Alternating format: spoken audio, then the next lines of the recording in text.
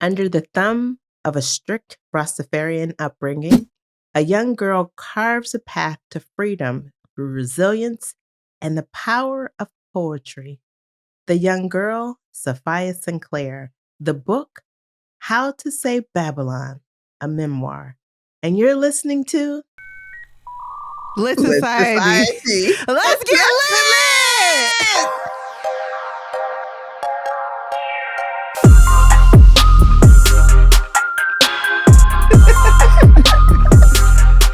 Hi, readers. This is Alexis. And this is Kari. And you're listening to Lit Society, a podcast about books and drama. Welcome to season 6. Pew, pew, pew. Season 6. I was kind of zoning out when you were going over the synopsis. Is it Safiya or Safiya? Safiya. Thank you so much. Okay. Yeah. I'll be keeping that in mind during today's episode. So how you been? No, I'm going to ask you, how are you? How was your break?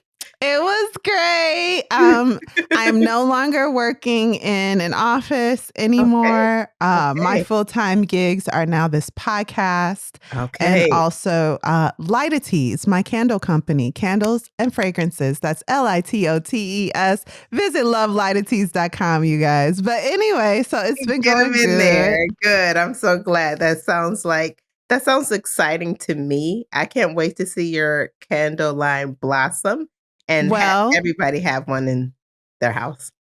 I had an in-person event, which you may know because you worked for free for my candle company. Thank you so much. What are friends for? Mm-hmm. You were awesome. I really love the way you stuffed tissue paper. I feel like it's your strong suit.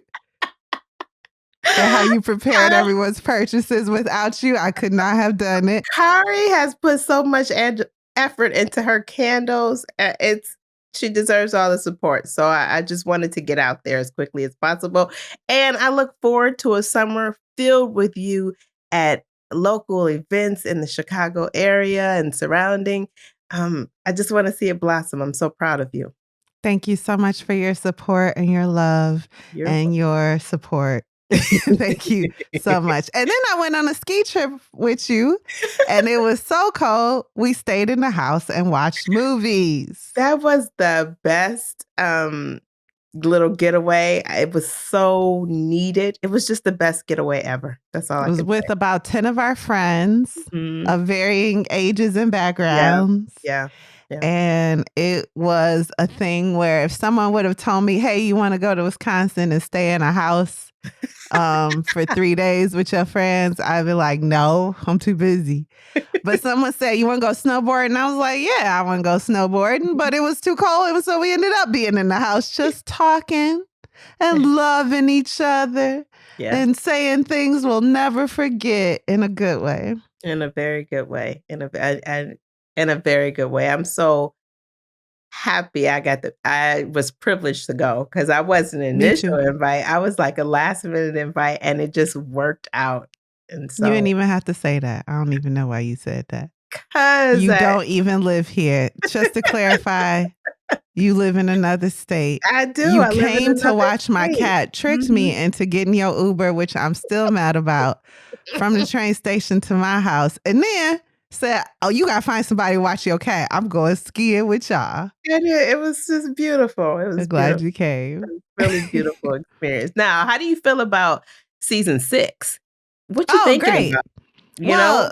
Now that I can devote more time to it also, I mean, there's so much we wanted to do during the off season and time got away from us. So now I can conquer those things. There are things I want to look into, subjects I want to dive into and then present for our Patreon audience in a way that's appealing and easy to listen to. Subjects like how are books chosen for school reading? Who chooses those books? How is that influenced? How are children influenced by the books they read in school? And other things, Storygraph versus, whatever platform you use to find books. I want to talk about that. Are you still using Goodreads? You know what? Me too. No judgment, but let's talk about it. Stuff like that. So regarding season 6, I'm really excited about all the new things we'll do. We're even playing with a new format in today's episode where during the deep dive, we're not going to go point by point talking about what's in the book, because a lot of you are already reading the book and you told us that you kind of just want a discussion. So we're going to try it. We'll see how you feel, listeners, and let us know, Team Literati, if you like the way this show flows. Now, we're talking a lot in the beginning just because we want to catch up with you guys. Yeah. Usually we'll jump right into the theme of the week, and then the deep dive is sometimes going to be more of a discussion. So let us know what you think about that. Yeah. But I'm really excited for season 6. How do you feel? What are you thinking? I'm excited. I feel like, well, at at one point I felt like I was in a position to like really pull out all the stops because I've been in such a I've been so transit. I just feel like everything was so rushed. And I feel like this year I hope to be able to take my time. I do have a couple of ideas for the team literati for the Yeah, on Patreon. um uh extra bonus material. So I'm excited to present that. I'm thinking about, do I have the strength to present something on my own? I'm like, do I have the skill set or do I still need my partner? Huh? So just thinking about some things. So I'm excited about this season. I look forward to what it brings for us. Yeah, there was something you wanted to cover during the break, and we just weren't able to make the time. But you absolutely have the skill set to present information in a way that is entertaining and still useful. You do not need me. However, I am here for you if you like. Thank you, friend. Thank Hmm. you. Thank you. Well, why don't we get started? Each week we select a theme to discuss inspired by the book that we're reading. And the theme for this week is, who is Haile Selassie? Okay. Hmm. He's talked about in the book, and they're like snippets of information. There's a big part at the beginning where they talk about how he arrived in Jamaica and how the people responded to that. But then there's little snippets about him throughout the book. So I just wanted to get a little more information about him. So he was born in July of 1892 as Lil Tafari Makunin, but he was baptized as Haile Selassie.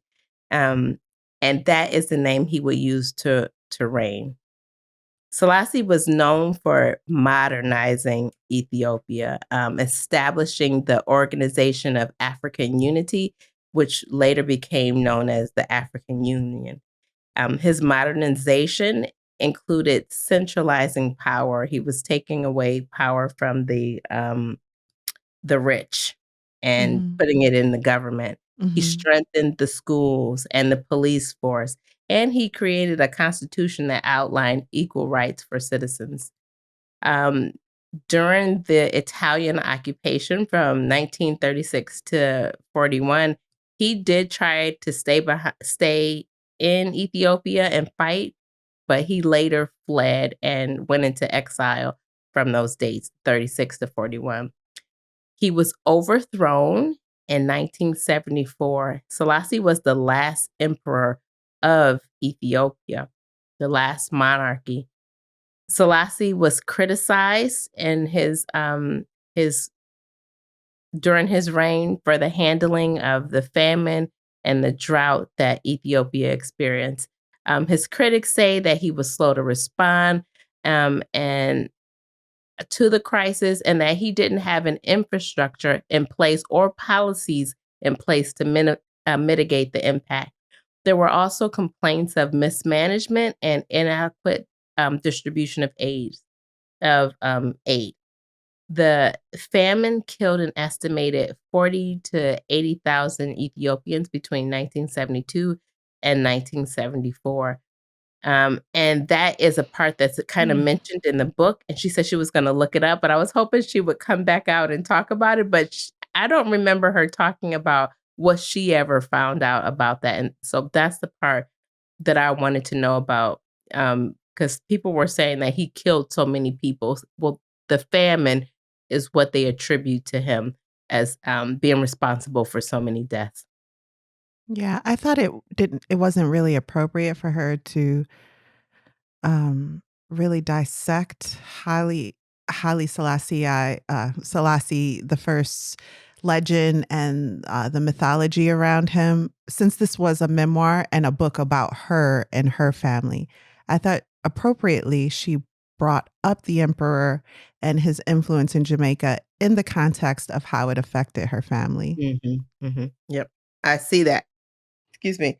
Yeah, I can totally see that. This was, if you remember the particular incident where she was being teased and he's killed so many people. How could you follow him? Something like that. Do I you mean, remember? teased is an unfortunate word because you think of children teasing children, but that was her grandmother's husband Oh, who was I was thinking about it being at school that she was because it being. sounds like it would be. Why? Yeah, but Yeah.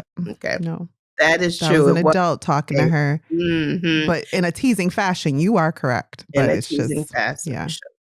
Selassie was not a Rastafarian. He was an Ethiopian Orthodox Christian. So he never was a member of that, what is it? Faith. Yeah. So that I thought that was interesting. So I just wanted to get a little more information about it and share it with our readers. And I got that information from a website called www.dw.com. I got it from Wikipedia and also Britannica.com. So why don't we take a quick break and then we'll come back and see if Kari has anything to share as far as context and author. Sounds good. Hi, I'm Kari, co-host of the Lit Society podcast and avid reader just like you. And this week's episode is brought to you by our 2025 Lit Society Reading Journal. It's amazing, you guys. Let's talk about it. Sometimes I find it hard to remember my favorite quotes or plot points after finishing a book. So I wanted a journal to help me with that. And I wanted it to not just be functional, but to also be fun, contain interactive elements, and motivate me to read more and better. I couldn't find one, and so I created that exact journal just for you and me. The 2025 Lit Society Reading Journal is the best journal for any reader or wannabe reader. This isn't some downloadable cookie cutter PDF. It is a custom journal I created page by page. Use it to track books you're reading in real time. You can use it to easily summarize plots and write down detailed reviews. Keep track of your favorite series. Save unforgettable quotes that you want to recall later. And even challenge yourself with a diversity reading challenge. Plus, there's a fun book bingo game I designed to be shared with your favorite book club or with friends who love reading like we do. This journal makes the perfect gift for your favorite reader or yourself. I created each page to help us stay inspired and get the most out of every book we read. To grab your 2025 Lit Society Reading Journal, visit our Etsy shop or Patreon page. And let's make 2025 our best reading year ever. And we're back. Woo. Kari. Yes. So this is a memoir, so we learn a lot about our author here. But did you have anything that you wanted to share in relation to context and, of course, the author? Yeah, like you said, usually with a memoir, we don't dive too deep into the background of the author because we're going to discuss that when we discuss the book. However, I will say that Safiya Sinclair is an award-winning Jamaican-born poet and writer, born in 1984. She's currently the associate professor of creative writing at Arizona State University.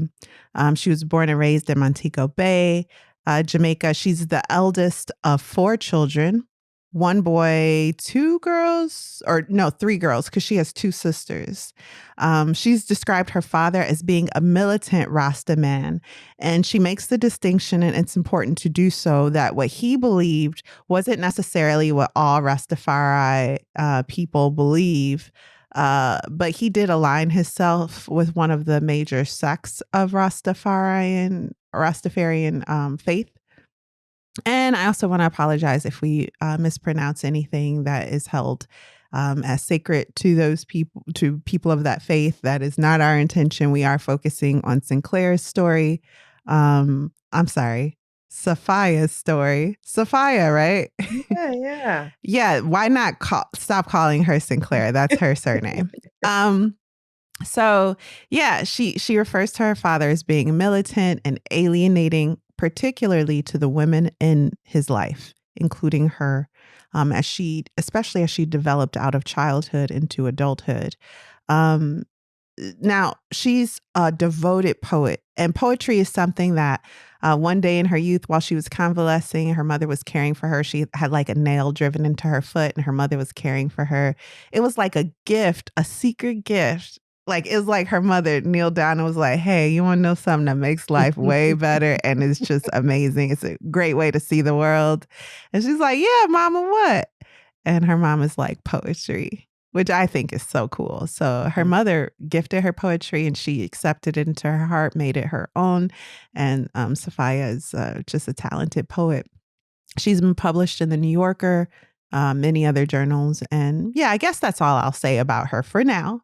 Okay. But Alexis, who do you think, would enjoy reading this book, How to Say Babylon, by Safiya Sinclair? So this was a memoir, but I kept thinking of Black Cake.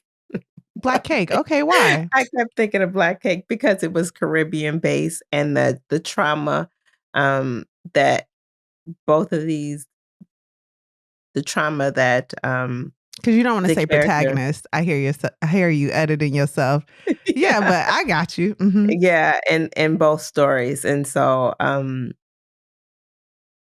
yeah so that is the main reason why I put that Black Cake before you because of the Caribbean atmosphere the way it was described even though in Black Cake, she wasn't there long, she was in England, it just came to mind as I was reading it and as she was describing, the scene, the beach. Because in Black Cake, our, protagonist was a swimmer, so it was, I thought about that a lot. She also had some conflict with her father, which Mhm. is true in Sophia's real life. Yep. That Yep. kind of shaped who she later became. And um, both the protagonist in Black Cake and Sophia, the true real person, had dreams of living beyond the borders of their home and country. Yeah, exactly. That's Not a good because point. island life wasn't beautiful and that they didn't Yeah. appreciate it, but no one wants to feel like someone else can put a fence around how big you dream, Ooh, you yeah, know? yeah. Mhm. So I imagine living on an island and being born on an island, that thought, that universal truth has like real you're living this this metaphor, and Yeah, it has real true borders and oceans. So if you want to go beyond that, that requires money, access, and a lot of things. So yeah. I could see that. I also thought of Educated by Tara Westover. That is a good one. The authors have spoken to each other before and they see the similarities in both memoirs. Mhm, that's right. Tara was raised by survivalist parents with a father who had sovereignty over his household and a mother who was submissive, docile, to the point where she did not defend her children always when they came Mhm. against the violence of their father, similar to the story we read today. And in Educated, it was education that Yep. helped Tara Westover overcome a lot of trials in her life and dream bigger than the world she was born into. Same with How to Say Babylon. And so I think the authors share some mutual appreciation. If there's anything beyond that, I haven't read it, but I know that they have talked. Oh, that's very But interesting, and they both have these, life-threatening stories, um, that they're presenting to us where their lives have both been in jeopardy because of their actions of their father. fathers. Mhm. Yeah, very Also, good one. white supremacy and just everything that comes with that has really had an interesting effect in both women's upbringing. With Tara, her family aligned themselves with a lot of that ideology, I guess I'll say, and really believed that no one belonged in their inner circle, in their Mm, immediate family inner mhm. circle. According to Tara's memoir, this is how she was raised. Um, and that meant a lot of isolation for her. But she later realized that a lot of what she believed or was raised to believe were just remnants of white supremacist ideas. In Safiya's life, that idea of Babylon is such a convenient way to catch all of the effects of white supremacy and capitalism and what that's done to Jamaica. And so I thought that was interesting. Yeah. That it affected both women's families in different ways. Yeah. But the problem is still the problem. The overarching problem is still there. Yeah. I love that. Kari, why did you choose this book? Girl, it's been on my to be read list forever. So I thought, finally, might as well. I didn't read for a long time this break because like I said last year, and I'm leaving last year, but I read so much bad fiction. Oof, so much that I was just done. And I was like, if I'm ever to read again. I must start at nonfiction. I must. I need to read something real, something about someone's life. And so I chose this book finally. But just quickly, isn't that your first go-to for books anyway? Well, it used to be. You've changed me. So we started this podcast and I wasn't a huge fan of fiction. I was one of those people who thought smart people read nonfiction. Whatever. And then I read Tolstoy and I was like, but see the government. I was just kidding. But I don't believe that anymore. I will say we read an overwhelming amount of female writers, of women writers. But that's not by design. We're just more interested in those stories, it seems. Yeah. So it seems. Because we have read male writers. It's just, more we female dabble. writers. We dabble in the words of men. Yeah, just a little bit. We dabble. Okay. But when it comes to fiction and nonfiction, we're equal opportunity readers. Yeah, we are. I can agree. So are we ready to dig in with a discussion? Not a deep dive, maybe a mini deep dive and then a discussion? How are we doing this, Kari? Well, listen, I don't know what I'm doing. Okay. This is my first time doing it this way. So we're going to try some things. It's going to be fun. And if it's not fun, you let us know at home. Okay, Team Literati? We appreciate the feedback. We like constructive criticism. I got my book. I'm ready. Yeah, okay. Here we go. Spoiler-filled deep dive into How to Say Babylon by Safiya Sinclair. Part 1, Before 9 years old. Alexis, do you remember a lot of your life before 9 years old? No. I knew you were going to say that because according to you, you don't have memories. No. I don't think I do either. But you know who does? Who? Oh, Safiya Sinclair. She remembers a lot about her upbringing before the age of 9 because there were some key things that happened that she could latch onto and create those permanent memories. Let's talk about a few of those things. First of all, the book opens with a prologue where Sinclair is seeing a pale woman that in her mind embodies the future held out to her. It's a future of silence and endless servitude. She's at some points in her life afraid of that woman. In other parts, she is defiantly looking at that woman like, I will never be you. This is not a real woman, obviously. Okay. Now, let's talk about Haile Selassie I and his appearance in Jamaica. We have to start this way after talking about Sinclair's fears, which she brings up in the prologue, because this man and the overall doctrination of him, I don't know if that's even the right word, really shaped her life, childhood, and current day persona.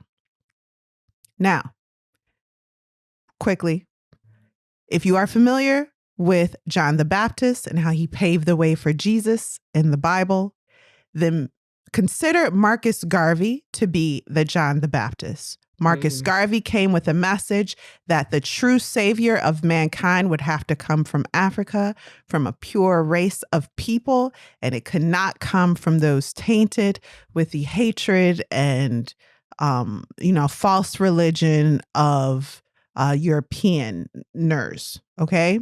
Okay. So this idea came about that Haile Selassie was that man, that he was the savior. But not all Rasta believe that. Not all Rasta believe that Haile is in the Jesus position. Some believe in Jesus. So I don't want to make a blanket statement. Yeah. But there was a sect who believe him to be God, period.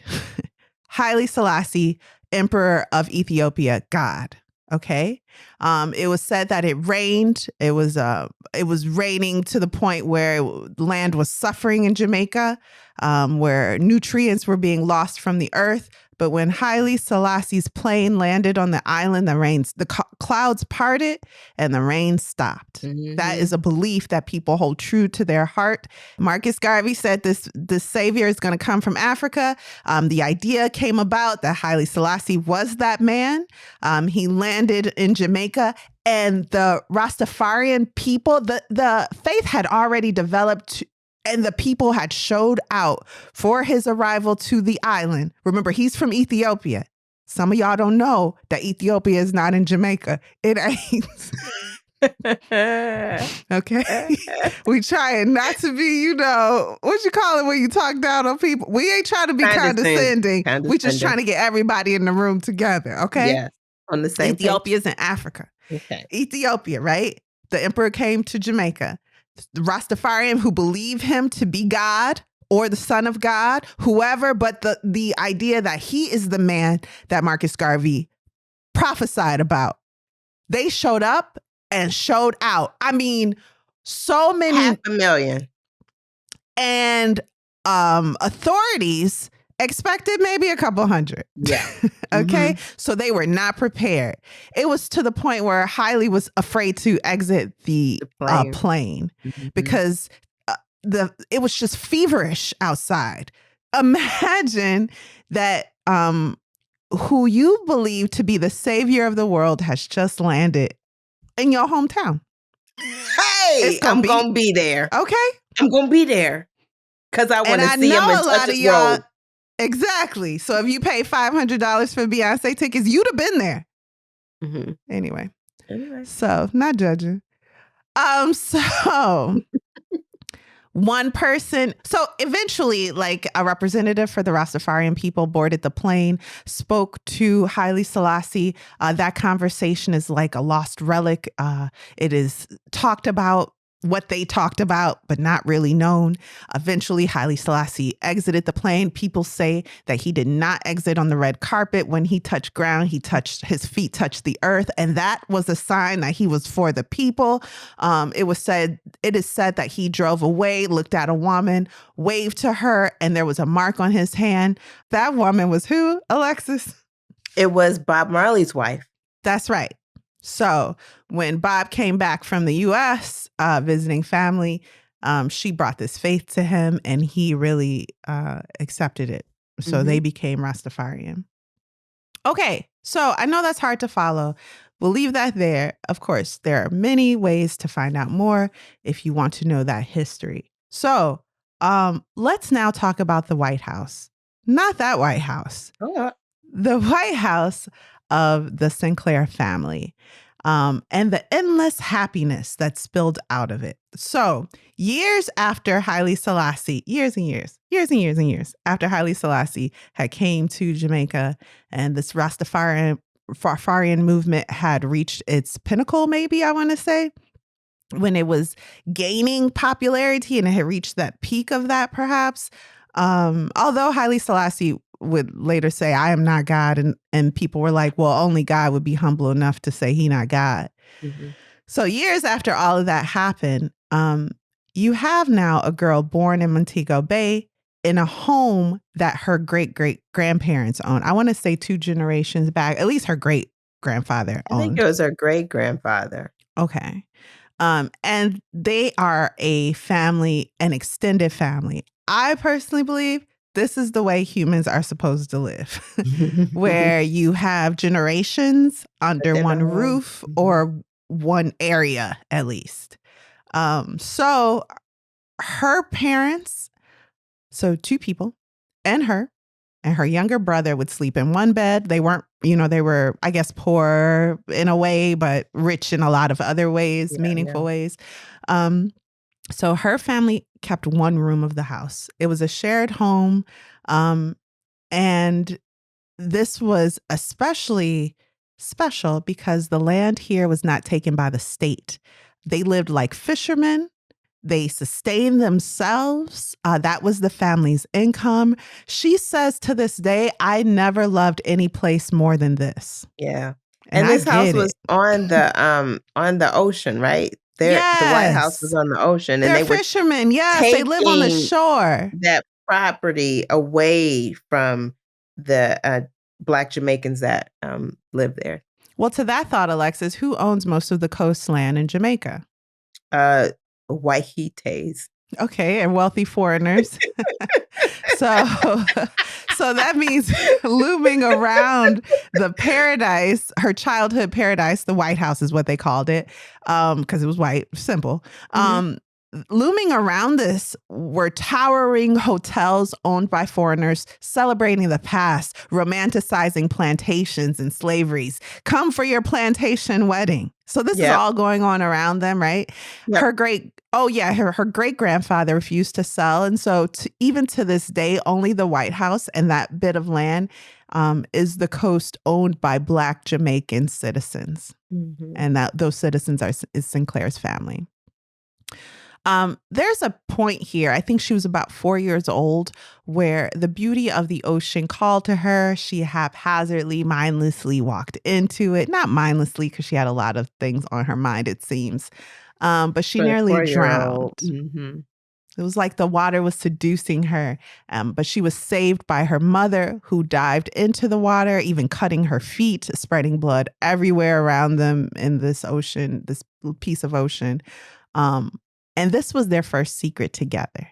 So Sinclair, Safiya's mother did not tell Safiya's father about this incident. She saved her daughter, and they kept it between them. This was a pain, the idea of losing Safiya, that her mother couldn't even speak, because it had always been her dream to have a family, and losing a child is not part of that dream. Okay. Just a little background on Safiya's mother. Her mother was called to Rastafarian faith because she wanted to nurture. This is what Safiya says. Her father was called because he wanted to burn. Can I read that, or do you have it? No, I don't.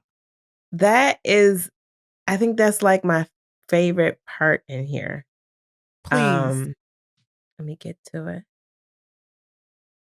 Oh, man. No, please take your time while you're finding it. And any piece that you want to read directly from the book, I haven't taken out, so I don't have anything to read, but I would welcome you reading portions from Safiya's story from her memoir. So while you're finding that, just let me know when you find it. But her mother had to raise her own siblings. She was picked on by her father's wives.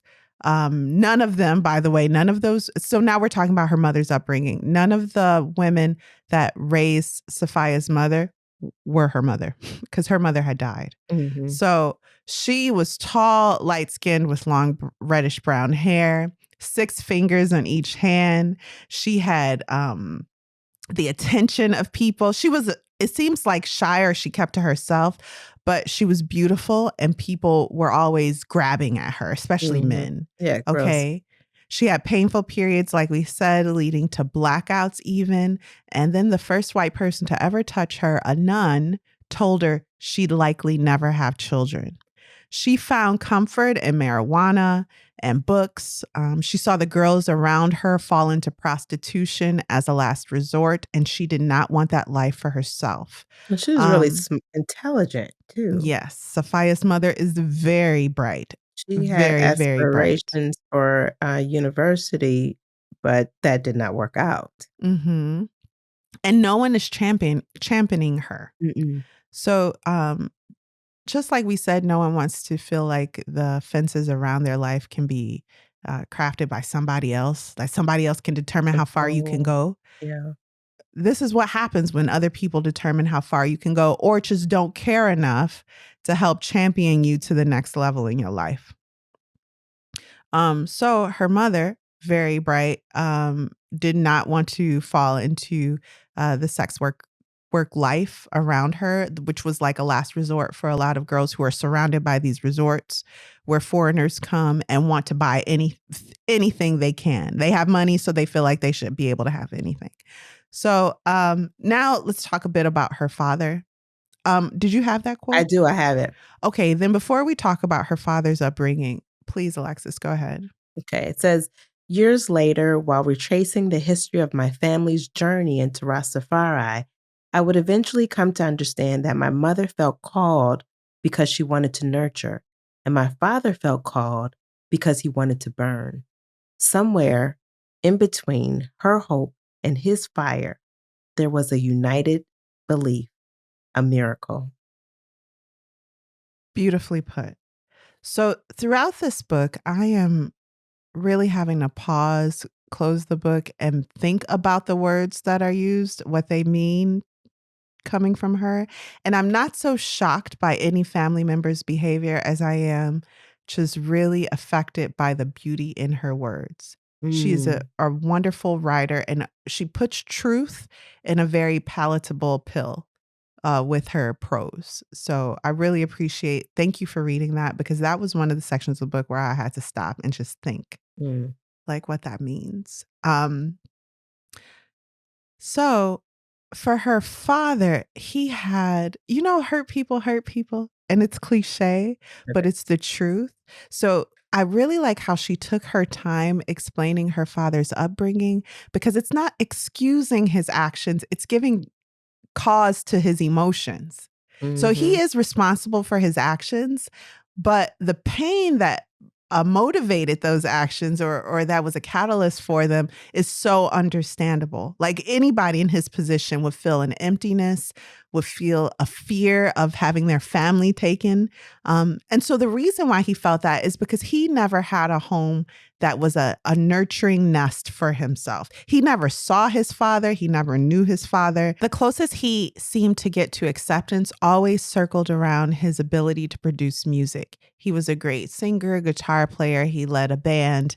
And he, even as a youth, was traveling with this band. One time he came home, though, and his family was packing up to move.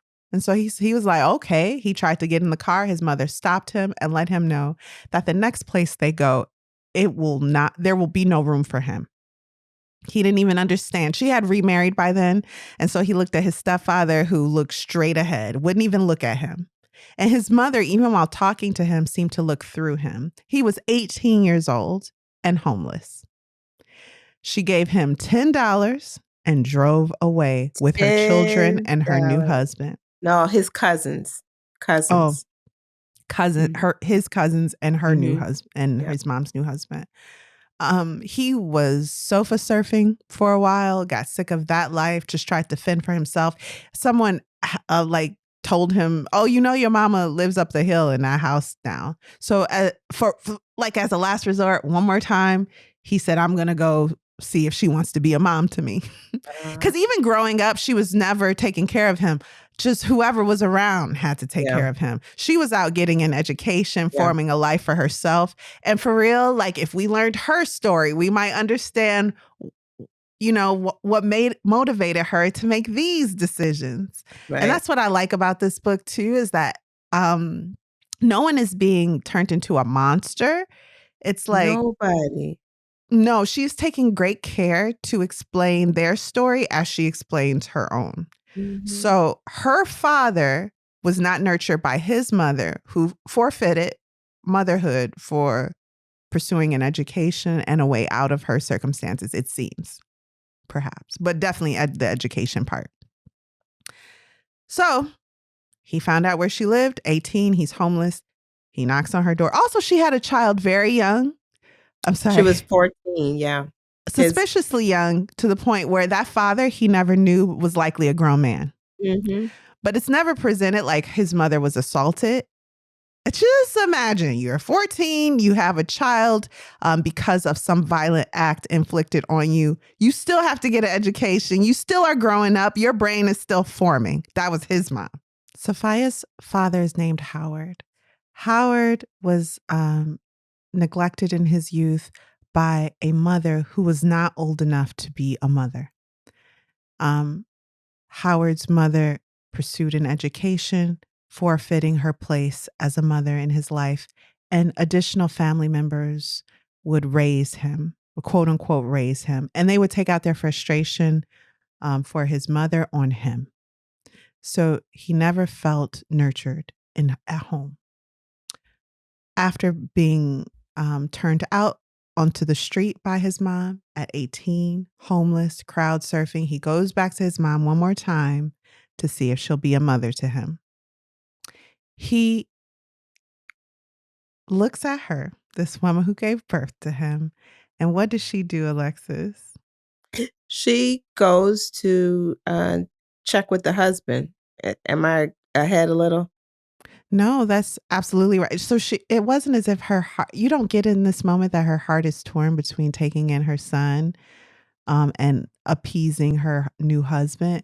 It's like she really don't want to take in this boy who now has grown dreadlocks and is showing himself to be aligned with Rastafarian thinking, which is shameful to their family in her eyes. Mm-hmm. So So a she lot don't of, want. Mm-hmm, I was going to say, a lot of Rastafarians were looked down on mm-hmm. in this time period. That they were looked down on. So anybody bringing Rastafari or the Rastafarian faith into the household was criticized, humiliated, looked down upon, all of that. So she goes, asks the husband, comes back to the door, faces her son, and says, "There's no room for you here. Sorry." At this moment, their bond is forever broken. Mm. In his mind, she is no better than Babylon itself. He wishes fire on her. He wishes she just, he voices this to her. There's a falling out between them that is never resolved. And this is the moment where she is definitely leaving him to face the world on his own. He's wandering the streets. Eventually, a friend pulls up to a car, says his name, and is like, "Where have you been? We're all looking for you." Imagine how he must have felt. That just warmed my heart, that part, because I know he felt so alone and lost. And they said at the time, they said, if somebody drives past you in a car and raises down the And window says your and name, says your name, you don't go, you go the turn around. other way. Right. That's your demise. Yeah. But in this case, no, it was his help in the form of a friend who took him in, brought him to a community where he had music again. He was able to play again, to sing. He was accepted and celebrated. And in this setting, at one of their parties, he found Safiya's mother. They had a meet cute. She seemed like a wholesome woman, which she obviously is. And that was it. They were both searching for something and they found that something in each other. Mhm. He told her she could have children and she believed him. Yeah. That was all. That was all that was needed. So his word was just so trustworthy in Safiya's mother's eyes. Mhm. Okay. Now let's talk a little bit about the Jamaican government and their response to Rastafarian people. Eventually, these Rastafarians would form communities that are kind of like, I want to say, kibbutz, where everyone is helping care for everyone's household. You're sharing goods. You're being self-sufficient in a lot of ways. Mhm. But to the tourists that come, these Jamaicans at the time with big dreadlocks are an eyesore. And they're taking up land that no doubt someone wants to invest money in. So the Jamaican government would eventually displace Rastafarian families, burning their fields and spreading untruths, propaganda about them. And the remaining believers would break off into factions. Sinclair points to this moment as the undoing of her family before it had even begun, because it encouraged Rasta men to set up sovereignty in their own homes without impunity. Mm-hmm. They eventually separated themselves from the rest of the family, the Sinclair family did, and from city living, clinging to each other and to their Rasta beliefs. Sinclair once heard a maternal aunt yelling at her father, like, you took my sister and now I saw you kissing another woman in the back of the car while my sister sat in the front seat like an idiot. So at that age, Sinclair, Safiya didn't really know what they were talking about. But now recalling all of that, she's realizing how much, how stifled her mother was from expressing her opinion, and how, not just her opinion, I don't want to downplay it like that, how her mother's value was wrapped in her silence. So a woman that can be silent, docile, submissive in every aspect is a good woman. But loving her father as a child was easy for Safiya. He was the breadwinner, the protector, and her friend. She now believes that, like her mother saved her from drowning, her father was trying to save her, but by suffocating her. Mm. So during this time, when her father eventually packed up the family and they left the extended family they were living with and decided to form their own nuclear family in a rented home, her father would sing for the resorts on the island. Her mother taught children, and she was praised for her bright children and teaching skills. Her father, though, and this is another very interesting point, her father wanted to sing his own songs, but everyone at the resort only wanted to hear who, Alexis? Bob Marley. Of course. Cover the Bob Marley. That's what we want to hear. So at this time, reggae music had become Jamaica's biggest export, and the Rastafarian faith from which that music came was still hated in Jamaica. So her father was in the interesting position of being a Rasta through and through, he said, to the bone, because a lot of his friends now had given up that life. They, quote unquote, grown up, cut their dreadlocks, and were working for corporate. Okay. But he was like, that'll never be me. I'll never be in Babylon. They were insincere. I am true Rasta. And so he felt like God would bless him with his talent and help him provide for his family. But at the resort, they only wanted to hear Bob Marley. So he would have to sing these songs with the hope that these songs that praised Rastafari would not become something he hated. Mm-hmm. There's also a part here where a local 11-year-old is clearly assaulted, and her father, Safiya's father, blames the 11-year-old because he saw her dancing the lambada once.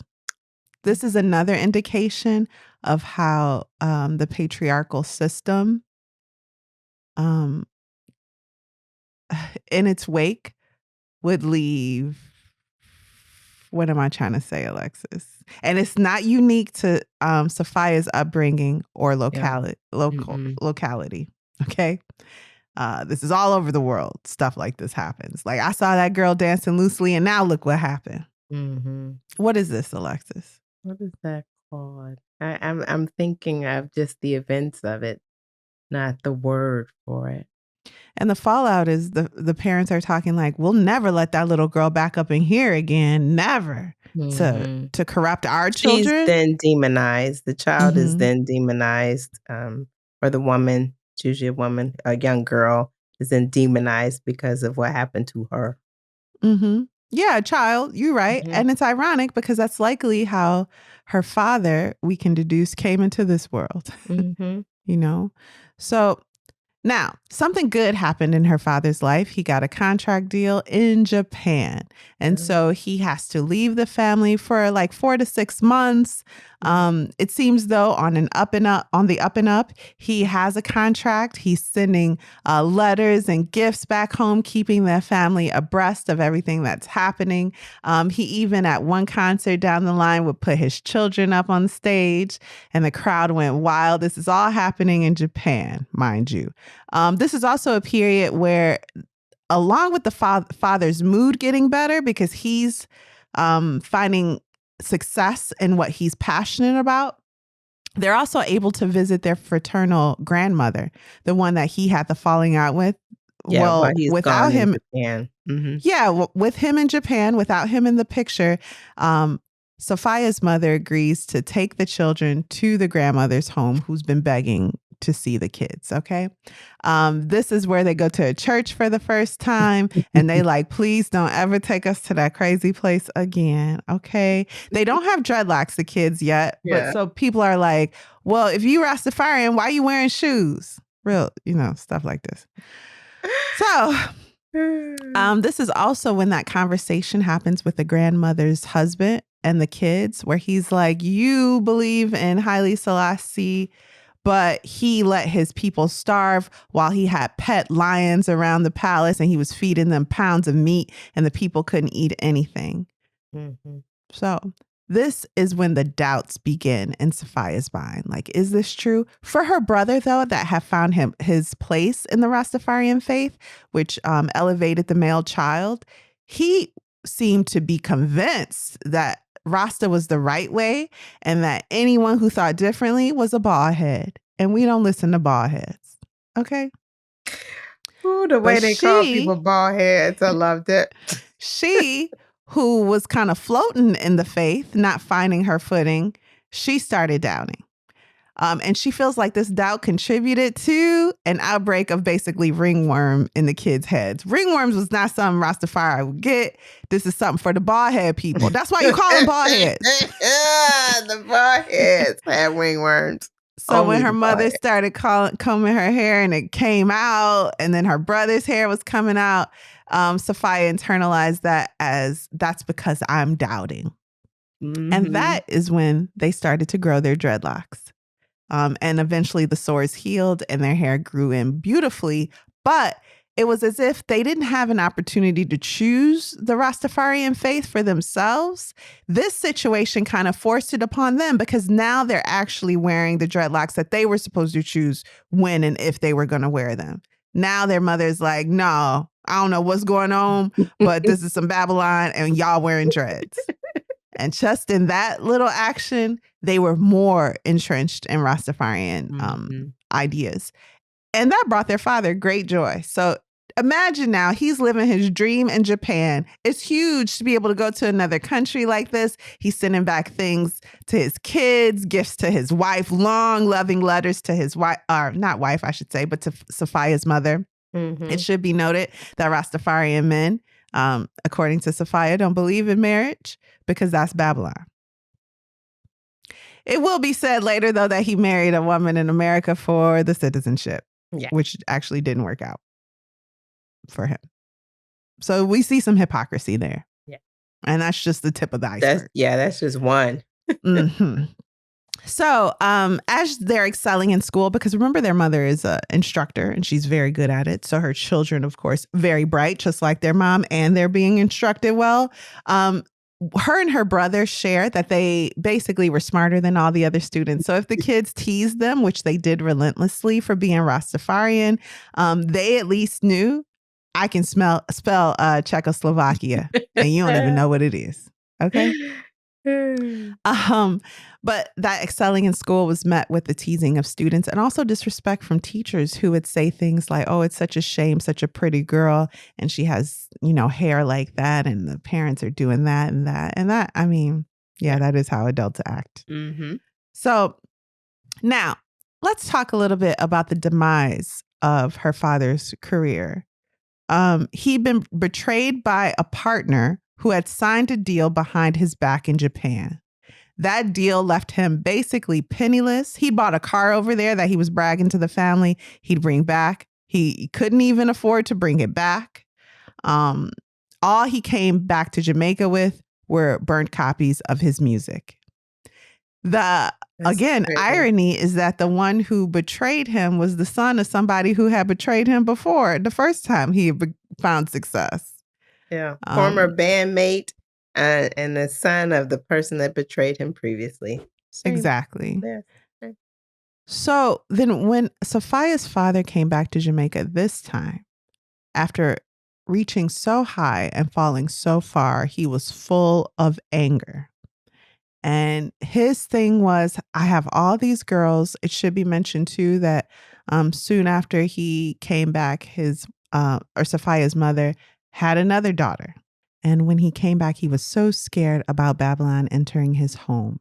He had these beautiful daughters and he didn't want them to be overcome. And they're entering puberty now. Safiya, the oldest, is a woman. And it seemed like the older she grew, the less her father was her friend, to the point where he became something to fear.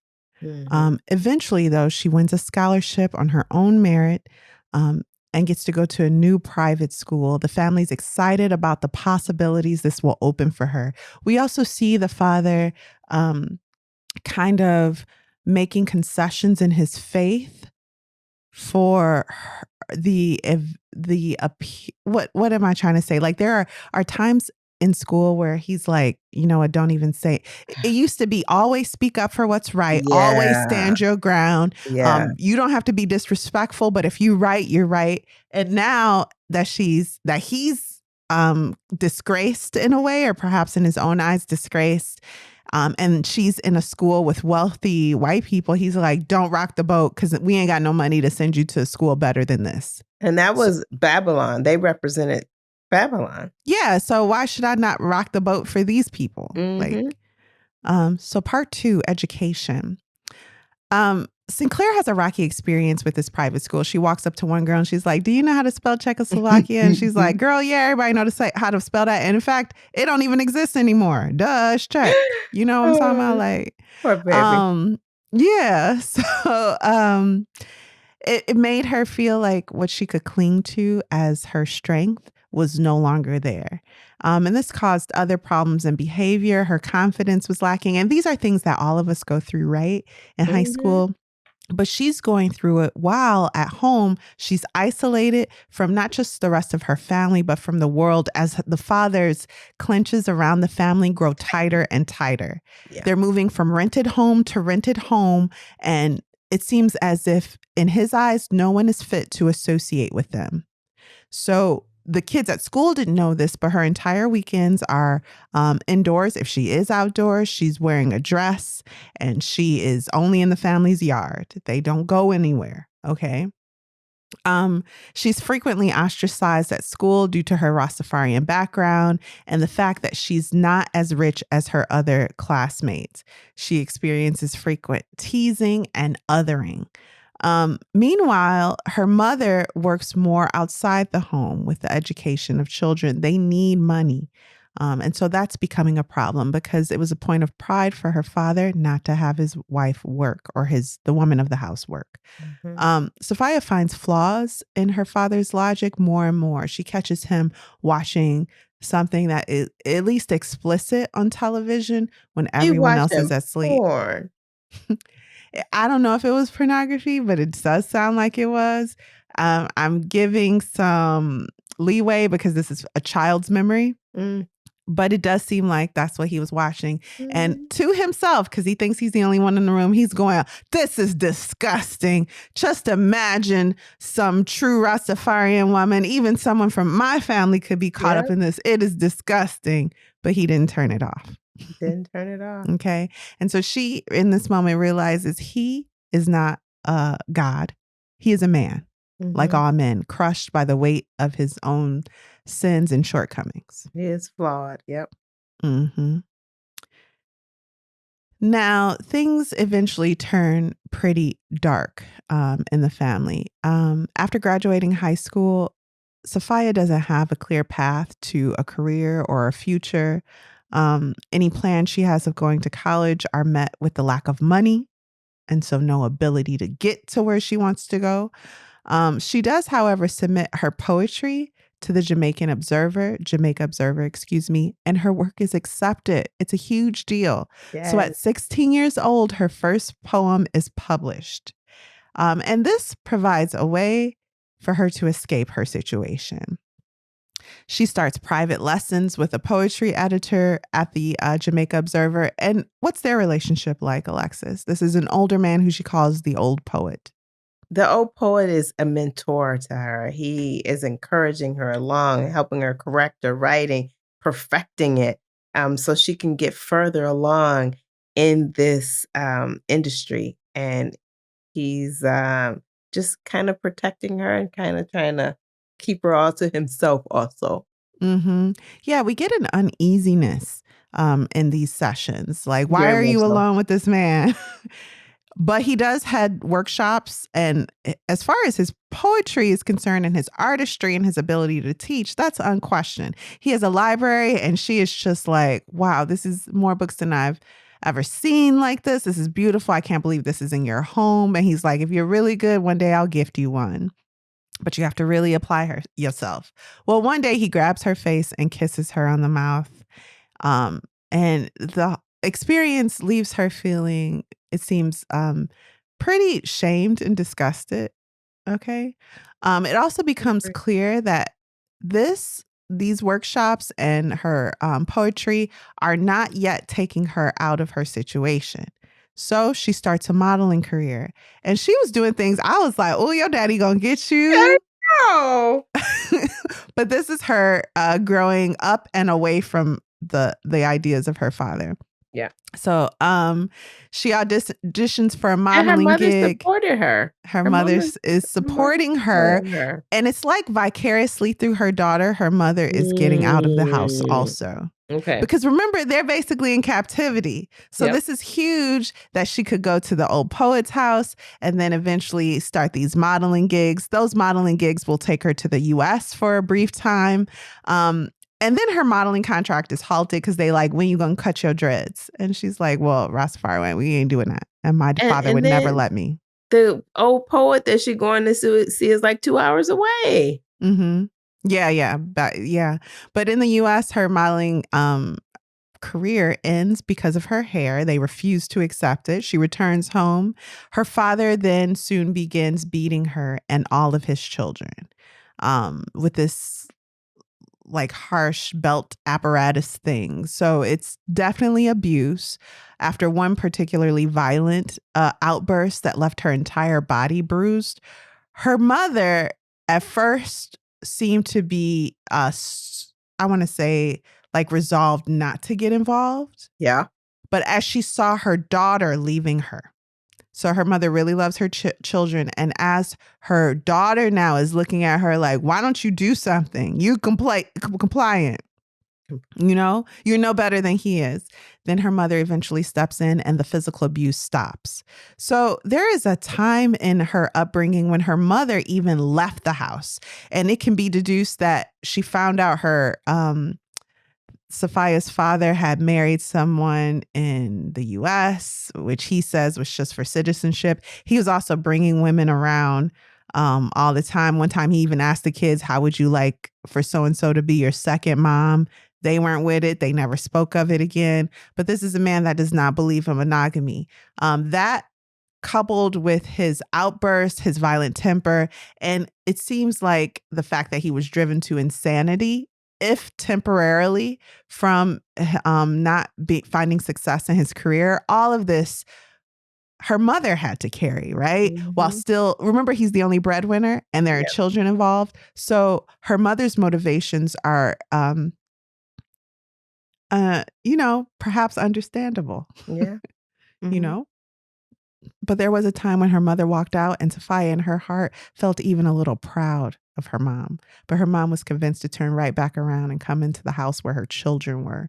So with these violent outbursts and her daughter covered in bruises, one day her mother did step in and the beating stopped for the entire family. He got rid of the belt, but the verbal abuse did not stop. So when Safiya so she's in this in-between period that a lot of us go through where she graduated high school early because she's so bright. And she has no clear path to success, no money for college. So she's applying for these different grants and scholarships. She returns to the U.S. for a youth leadership conference. This is not a scholarship. This is not a way to college, but she's being praised for her poetry, which is continuously published. And so they invited her. They even arranged for her to get the money to be able to come. And her mother was allowed to come. This allows the mother and daughter to be alone in another country, and they bond like never before. The mother even tells her daughter how she feels, because this is something she never really divulged freely. She would just smoke marijuana, and whenever it seemed like she wanted to say something, she would light another spliff. And it's like, man, mom, you always, and she respects and loves her mother, but perhaps to keep the peace in her family, she recognizes her mother stifled herself. I don't want to put the blame on her mom, but you know what I'm saying? She didn't speak up when it seemed logical to do so for reasons that, again, are understandable. You don't want to lose the only person providing your children with bread. And she loved that man. She loved Howard. So when they return to the U.S., now Safiya is emboldened. And when she sees her father talk down to her mother, she steps in. Safiya is like, now the protector, she sees herself as both the children and her mom. But confronting her father led to the father threatening to throw Safiya out. Safiya's mother says, no, you will not do to my daughter what your mother did to you. I really was touched by this moment. The mother intervenes. Safiya is not thrown out. She eventually cuts her dreadlocks and her father stops speaking to her, which I think lasted for a year. Oh, I can't confirm, but wow, a year? It was a long time. Now let's get into part 3, college life. And this is our final part. Eventually, Safiya moved to the United States in 2006 to attend college, first earning her BA degree from Bennington College in Vermont.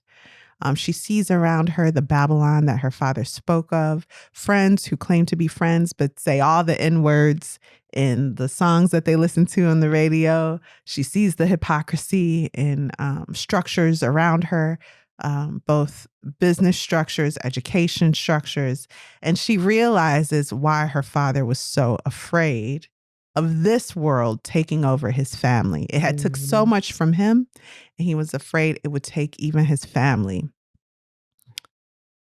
At the University of Virginia's MFA program, her graduate studies are marred by nightmares of her father. So now she's away from her father, but not completely out of his influence, right? And folks do not be wanting to cut off their parents, no matter how abusive they are.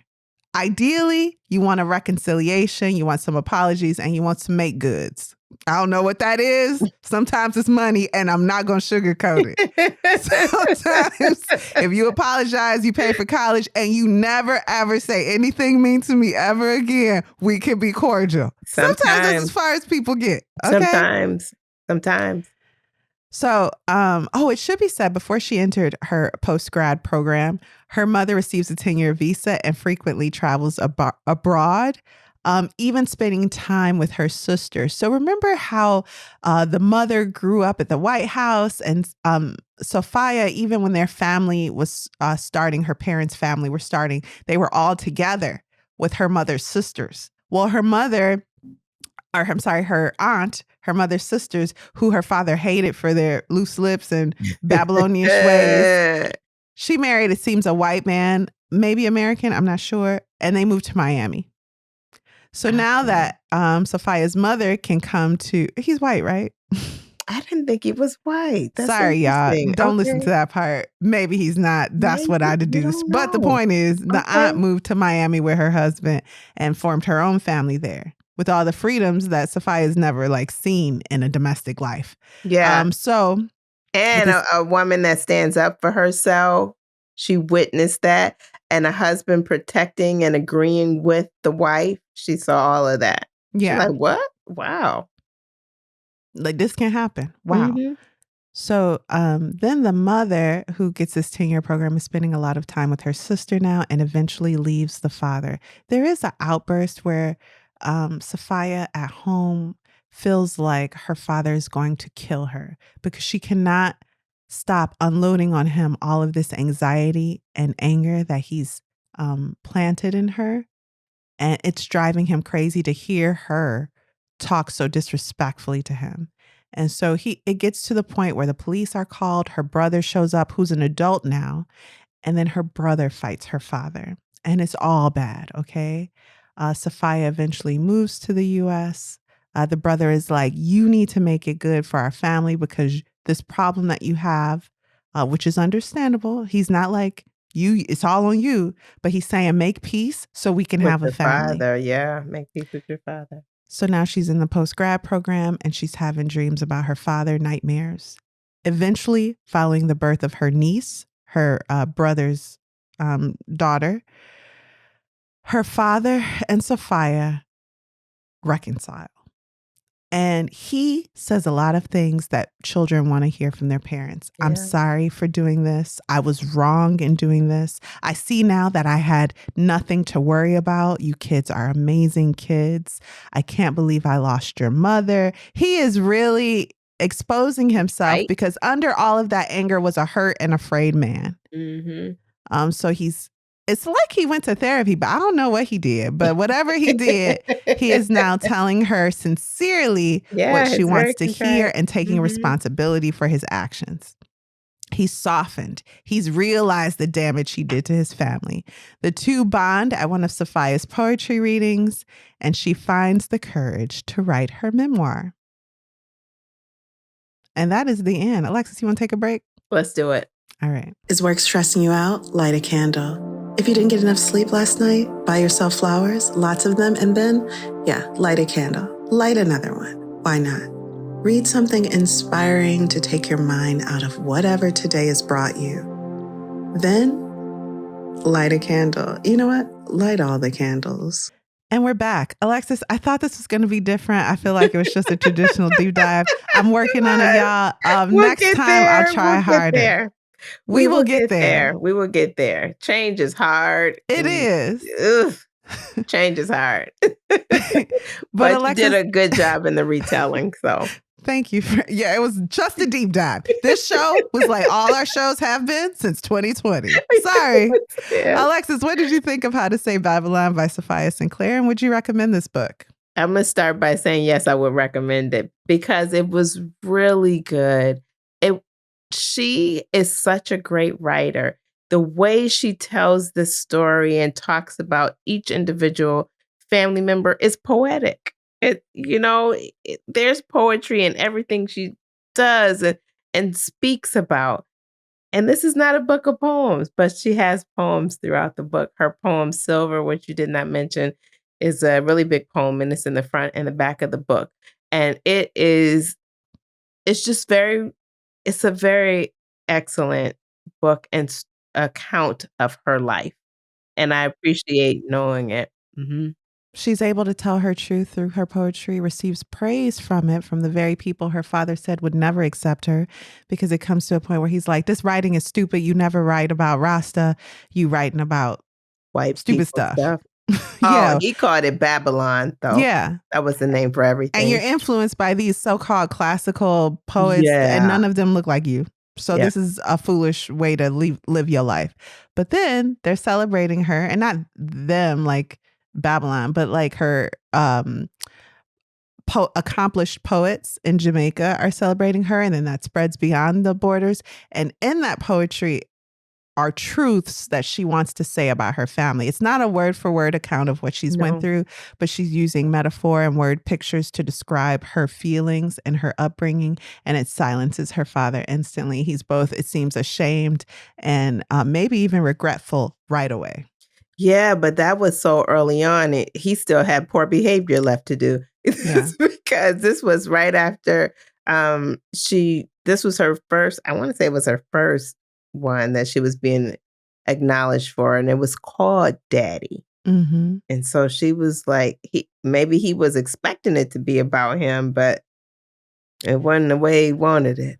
So his daughter published a poem called Daddy that was about a girl who experiences SA from her father. Mm-hmm. And it wasn't meant to be autobiographical, okay? But what are people gonna think? Exactly. But there was pain in that poetry that she had to get out. And you can feel the pain. Her book has so much depth of feeling in the emotions that she writes about. When she's talking about the pain that her father feels, and I listened to it too, when she talks about how his mother said, no, Uncle so-and-so, and you can't come. You can't stay. And that was the last time, and he was done. I felt all of that. Mm-hmm. he was being turned away for a second time by his mother. Mm-hmm. And that pain it cut so deep. And she wrote that well. She wrote that well. So that'll be it for me. But Kari, please, what's your final verdict on this book? Yeah, I love this book. I would definitely recommend it. We often hear you can hate people's actions without hating the person. But I can't remember reading a memoir that puts that truth in such plain black and Yes. white. Oh, wow. Yeah. So true. So Her true. father did all these terrible things to her family, and you never hate him. You hate his actions. You hate his thinking. You hate how he's allowing himself to be taken over by the influences around him or that he allows to be around him. You hate the way he treats her mother, but you never hate him as a person. And I think that's so healthy. And that is so healthy. She lived in the memory she had of what her father used to be like. And I think that allowed her to keep going. She had that solid memory of the really good times and the relationship which she had with her father. And she wanted that back. Mm-hmm. Wanted that. Yeah, I think once you cross a bridge in five, it's hard to go back past all them 5 bridges like you never crossed them. But we can build a new bridge together. Okay? Mm-hmm. We can do some healing even though you are in the wrong. Once people say they wrong, sometimes it is just so helpful to moving forward. Not sometimes, all the time. It is. It just is. And sincerely, what are you wrong about? You're not wrong. It's not, I'm sorry for how this made you feel. It's, I'm sorry that I did these terrible things to you. I am so sorry. I should not have done this, this, and this. I understand how it made you feel this way. I take all the blame. Yeah. That's beautiful. And really in parenthood, I mean, whew, I'm glad I ain't got kids because y'all go through a lot. They watch everything you do. Yeah. And then judge you when they get older. Then judge you and they be right. And tear you apart. They tear you apart. Yeah. So that's that on that. Love this book. 5 stars. Fun for the whole family. Just kidding. Wasn't fun. It was a lot to carry, but it was so beautifully written. Yeah. Loved it. it. A bit heavy, but it was a heavy, rich, good book. What are we reading next week, Kari? Because we're back with season 6. We are reading The Collected Regrets of Clover by Mickey Brommer. Thank you for listening to Lit Society. We are back for a 6th season, and we look forward to seeing you next week. Lit Society is brought to you by Alexis Honoria, that's me, and Kari Herrera. Support the cause by leaving a 5-star review for our show. Ooh, can you leave one? Can we still do that? Leave the review. Leave the review, y'all. We missing them. We need some more of y'all to comment on us. Apple Podcasts, Spotify. Leave a comment on both of those spots about why you absolutely love us, because we love y'all. We love y'all. Y'all been here. Sign up for Team Literati on Patreon. We have a lot of fun over there. Do that too. And we're going to have even more fun. Yeah, because we're back now. We feeling a little better. Ready. If you've enjoyed what you just heard, tell a friend about Lit Society. Visit litsocietypod.com for show notes, this month's book list, and to sign up for our amazing email newsletter. And until next time, read something.